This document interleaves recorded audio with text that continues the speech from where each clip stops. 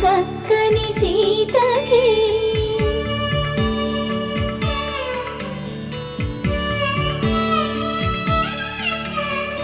ఎర్ర జాబిలి చేయి